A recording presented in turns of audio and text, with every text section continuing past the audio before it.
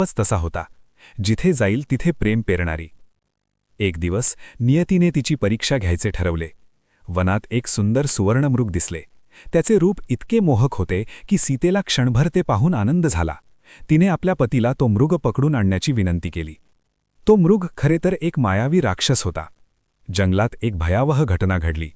पती आणि देवर दूर असताना एक शक्तिशाली राक्षस साधूच्या वेशात आला. त्याने सीतेला फसवले आणि जबरदस्तीने तिचे अपहरण केले. सीता किंचाळली, आक्रोश केला, पण जंगलाच्या दाटीत तिचा आवाज हरवला. तिला एका दूरच्या द्वीपावर नेण्यात आले.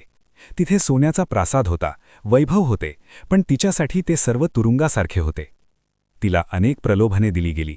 माझी राणी हो असे सांगितले गेले, पण सीतेच्या डोळ्यात केवळ निश्चय होता. ती म्हणाली, माझे हृदय, माझे मन, माझे जीवन सर्व माझ्या पतीसाठी आहे. ती एका अशोक वाटिकेत बसून दिवस काढत होती. तिच्या डोळ्यात अश्रू होते, पण आत्मविश्वास अढळ होता. तिने कधीही आपल्या पतीवरचा विश्वास ढळू दिला नाही. एक दिवस एक लहानसा वानर तिच्या समोर आला. त्याने नम्रपणे तिच्या पायांना वंदन केले आणि सांगितले, मी तुमच्या पतीचा दूत आहे. त्या क्षणी सीतेच्या डोळ्यात आशेचा प्रकाश उजळला. तिने त्याला आपली ओळख पटवून दिली.